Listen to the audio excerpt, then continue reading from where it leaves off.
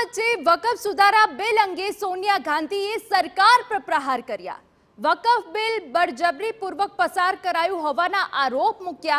સરકારે ઉતાવળે બિલ લાવી અને પાસ કર્યું। આ બિલ બંધારણ પર હુમલા સમાન હોવાનું ગણાવ્યું।